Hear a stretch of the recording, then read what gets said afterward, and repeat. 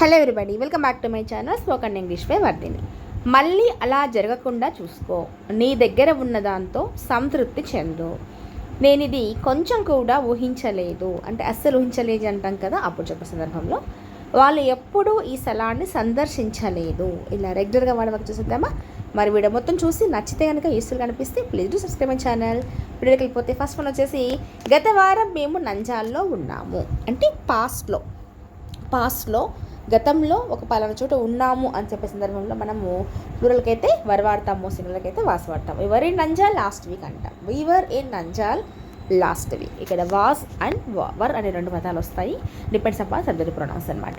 వాళ్ళు గత సంవత్సరం చాలా ఆరోగ్యంగా ఉన్నారు. ఇక్కడ కూడా అంతే, వాళ్ళు అంటున్నాం అంటే ప్లూరల్ కదా. So they were very healthy last year. They were very healthy last year. వాళ్ళు లాస్ట్ ఇయర్ గత సంవత్సరం చాలా ఆరోగ్యంగా ఉన్నారు. మీరు నిన్న ఎందుకు హాజరు కాలేదు? మీరు నిన్న ఎందుకు హాజరు కాలేదు? Why were you absent or not present yesterday. ఇక్కడ కూడా అంతే, యూకి, వీకి, దేకి ప్లూరల్స్కి వర్ వస్తుంది, ఐకి అండ్ హీ షీట్లకి వాస్ వస్తుంది. నీ దగ్గర ఉన్న దానితో సంతృప్తి చెందు. నీ దగ్గర ఉన్న దానితో సంతృప్తి చెందు. Be content with what you have. నీ దగ్గర ఉన్నది ఏదైతే ఉందో దాంతో సంతృప్తి చెందు. నేను ఎప్పుడు మాంసం తినను, నాన్ వెజ్ నేను ఎప్పుడు తినను అంటే ఇక్కడ ఏం ఆడతామంటే never. I never eat meat. Never అంటేనే ఇక్కడ నాట్ అని. సో అగే నాట్ వాళ్ళ అవసరం లేదనమాట. అతను ఎప్పుడు సమయానికి రాడు. He never arrives on time. ఎప్పుడు సమయానికి రాడు. వాళ్ళు ఈ స్థలాన్ని ఎప్పుడూ సందర్శించలేదు.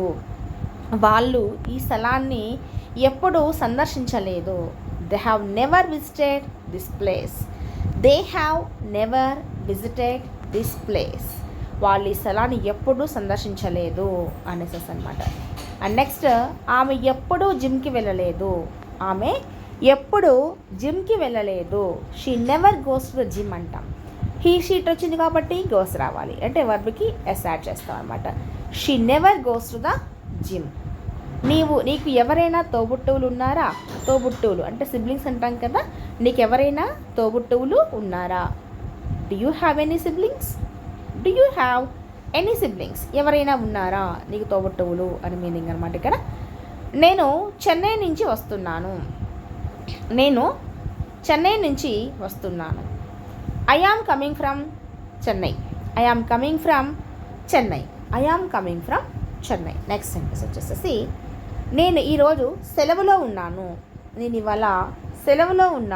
అంటే ఐఎమ్ ఆన్ లీవ్ టుడే అంటాం, కానీ ఇన్ లీవ్ అనకూడదు అనమాట. I am on leave today. నేను ఇక్కడ ఉన్నంత వరకు నువ్వు బాధపడాల్సిన అవసరం లేదు. అని చెప్పే సందర్భంలో ఇక్కడ యాజ్ లాంగ్ యాజ్ అంటాం. ఇది కంపల్సరీగా ప్రతి సెంటెన్స్ కూడా ఇది కామన్గా వస్తుందండి. As long as I am here. నేను ఇక్కడ ఉన్నంత వరకు. You need not to worry అంటే నువ్వు బాధపడాల్సిన అవసరమే లేదు అని. నీ దగ్గర డబ్బులు ఉన్నంత కాలం అందరు నిన్ను గౌరవిస్తారు. నిజమే కదా, ఇది మాత్రం 100% అండి. నీ దగ్గర డబ్బు లేకపోతే నీకు ఎవరు రెస్పెక్ట్ ఇవ్వరు అనమాట. As long as you have money every one will respect you.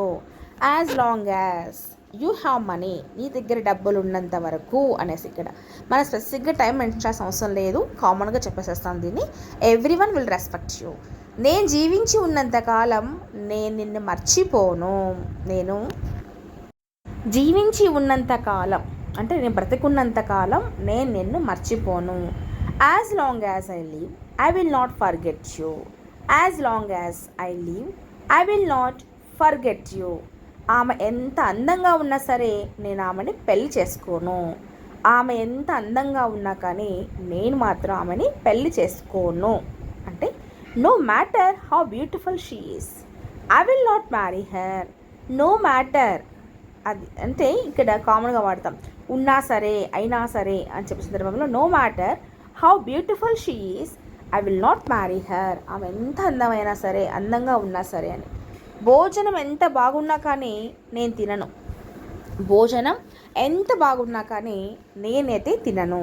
No matter how taste food is I will not eat నేను తినను. No matter how taste food is. అతను ఎక్కడున్నా సరే ప్రతిరోజు నాకు కాల్ చేస్తాడు. అతను ఎక్కడ ఉన్నా సరే ప్రతిరోజు నాకు కాల్ చేస్తాడు.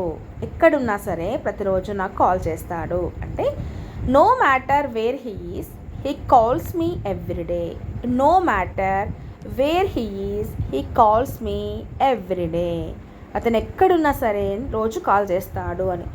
అతను ఏం చెప్పినా సరే అతన్ని రానివ్వద్దు అంటే అలో చేయొద్దు అని కదా. అతను ఏం చెప్పినా సరే అతన్ని రానివ్వకు. No matter what he says don't allow him. అతన్ని రానివ్వద్దు, అలో చేయొద్దు అని మీనింగ్. వాళ్ళు ఈ పరీక్షకు కొంచెం కూడా రెడీగా లేరు అని చెప్పే సందర్భంలో ఎలా వాడతామంటే they're not at all ready. They're not at all ready for this exam. They are not at all ready for this exam. వాళ్ళు ఈ పరీక్షకు కొంచెం కూడా రెడీగా లేరు. ఈ భోజనం అస్సలు రుచిగా లేదు. This food is not at all tasty. ఈ భోజనం అస్సలు బాగాలేదు, టేస్ట్ బాగాలేదు అని. నేను ఇది కొంచెం కూడా ఊహించలేదు. I didn't expect it at all. Expectations అంటే ఊహిస్తుంటాం కదా. సో ఇట్ ఎట్ ఆల్ అస్సలు ఊహించలేదు. పరిస్థితిని అర్థం చేసుకునేందుకు ప్రయత్నించు.